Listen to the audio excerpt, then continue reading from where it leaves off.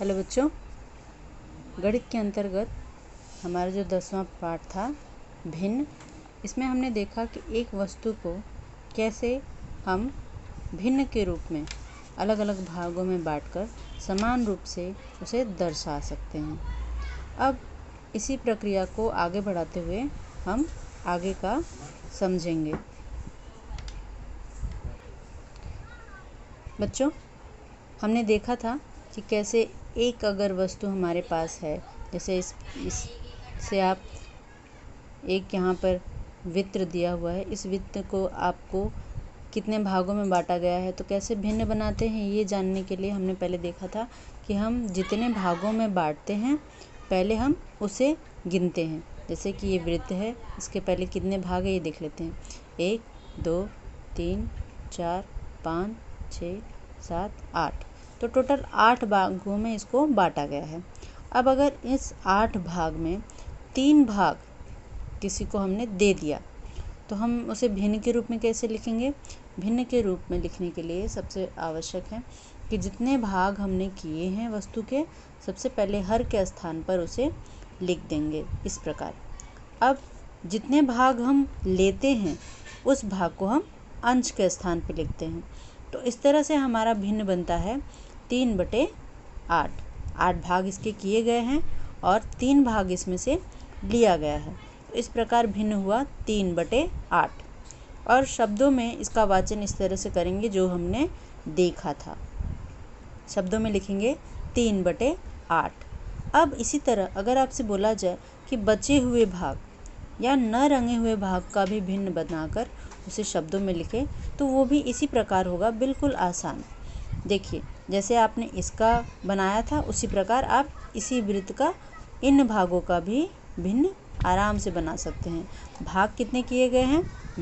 8 हैं, तो वहाँ पे हर के स्थान पे भी 8 ही होगा। अब कितने भाग बचे हैं उन्हें हमें गिनना है। 1 2 3 4 5। 5 भाग ऐसे हैं जो कि रंगे नहीं गए हैं, या आप कह सकते हो हमारे पास बचे हुए हैं, तो हमने अंश के स्थान पे कितना लिख दिया? 5। इस तरह से हमारा भिन्न बन गया 5/8। और शब्दों में हम उसका वाचन इस प्रकार करेंगे और लेखन भी इसी तरह करेंगे, 5/8। और फिर आपको मैंने कुछ स्वाध्याय में इसी तरह का स्वाध्याय दिया था कि आप इसे कर कर अपना अभ्यास करें और जानें कि आपको ये भाग कितना अच्छे से समझ में आ चुका है। ठीक है बच्चों, तो आज हम इससे आगे देखते हैं।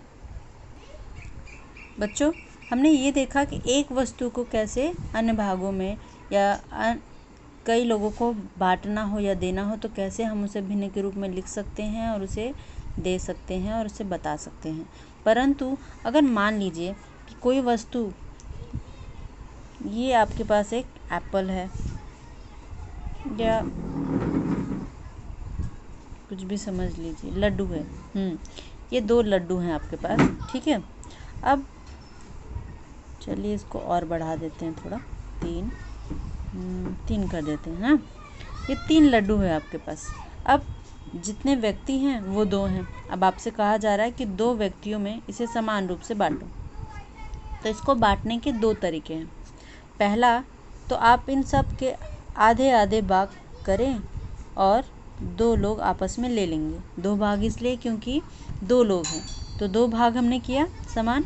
अब एक को ये भाग मिलेगा और एक को ये भाग मिलेगा। एक बार आपने इसका भाग करके दे दिया तो इसका भिन्न क्या बनेगा? 2 भाग किए गए हैं तो हर के स्थान पे क्या होगा? 2 होगा। अब कितने भाग मिल रहे हैं उसे? 1 मिल रहा है, तो अंश के स्थान पे क्या हो जाएगा? 1। इस तरह से 1/2 इस व्यक्ति को मिला और सेम 1/2 ही इस व्यक्ति को भी मिला। तो ये हो गया हमारा 2 लोगों को 1/2 हमने इतना भाग दे दिया इसका। अब इसी तरीके से इसका भी बंटवारा होगा, 1/2 भाग इसे जाएगा और 1/2 भाग इसे जाएगा, फिर 1/2 भाग इसे जाएगा और फिर 1/2 भाग इसे जाएगा। इस तरीके से हमने एक वस्तुओं को आधे आधे भागों में बांट के दोनों में समान रूप से बांट दिया। ठीक है बच्चों, परंतु अगर हम चाहें तो इसे एक दूसरे तरीके से भी बांट सकते हैं। वो कैसे? दूसरा तरीका बताती हूँ मैं आपको। अब आपको पता है कि हमारे पास वस्तु कितनी है? 3 है। 3 लड्डू हैं हमारे पास, तो 3 लड्डू में बांटने के लिए 2 व्यक्ति हैं। एक लड्डू एक को दे दीजिए और एक दूसरे को दे दीजिए, ठीक है, पूरा पूरा। एक लड्डू एक के हाथ में, एक लड्डू एक के हाथ में दे दिया। अब बचा एक लड्डू, इस एक लड्डू का हम आधा कर देंगे, आधा उसे मिलेगा और आधा उसे मिलेगा। तो इस तरीके से 2 पूरा भाग हमने बांटा, यानी कि 2 को हमने क्या किया, एक एक कर दिया, 2 को एक किया। एक व्यक्ति को कितना मिला, 1 मिला 2 में से, और इसमें कितना मिला, इस 1 में से कितना मिला, 1/2, 1/2 भाग जिसी प्रकार इसका होगा, 1/2 भाग इसका भी होगा। तो एक व्यक्ति को कितना मिला, 1 पूरा भाग मिला और 1/2 भाग मिला, यानी 1 पूरा मिला और प्लस 1/2 भाग ये मिला, ये होगा एक व्यक्ति को मिला हुआ। अब यही चीज़ हमने यहाँ पे देखा, तो क्या देखा, 1/2 1/2 1/2 3 बार, 1/2 1/2 धन 1/2, ठीक है। तो 1/2 1/2 आप इसको जोड़ लेंगे तो क्या हो जाएगा, 1 2 3। हर हमारा जुड़ते समय अगर समान है तो हम उसे एक ही बार लिख देते हैं इस तरह, और अंश को हम जोड़ लेते हैं। ये प्रक्रिया है बच्चों, ध्यान रखिए। तो 1 2 3 कितना हो गया, 3। तो हमारा भिन्न बना 3/2, यानी एक व्यक्ति को कितना भाग मिला, 3/2। अब इसका भी वही सेम है, उसे 1 पूरा मिला है, ठीक है, और 1/2 भाग मिला है। अब एक जो पूरा मिला है उसका भाग अगर आप करते हैं तो इसका 1 भाग और इसका 1 भाग आधा आधा मिला के हुआ है, तो कितना उसे मिला है, टोटल 1 पूरा। तो आप इसे चाहो तो इसके कितने भाग आपको मिले, कितनी बार, 1 बार 2 बार 3 बार। तो आप इस 1 को गुणे के रूप में लिख कर चाहो तो, क्योंकि 1 और ये तो जुड़ नहीं सकता, ये भिन्न के रूप में है और ये हमारा पूर्ण संख्या है, तो हम इसे जोड़ नहीं सकते। तो इसके लिए हम 1/2 का हम कितनी बार मिल रहा है, हमें 3 बार मिल रहा है, तो गुणा कर सकते हैं। 1/2 का 3 गुना हमें मिला, कितना, 3। तो इस तरह से गुणा करके हम निकाल सकते हैं।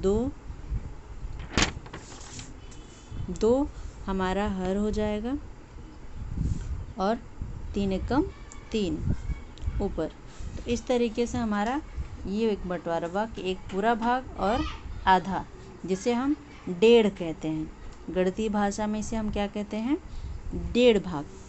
ये भी 1.5 भाग है, परंतु हमने भिन्न के रूप में हर एक भाग को आधा आधा बांटा, तो इस हिसाब से हुआ 3/2, ठीक है बच्चों। परंतु ये और ये सेम है, ये पता करने के लिए देखिए सेम आ रहा है ना, एक सही।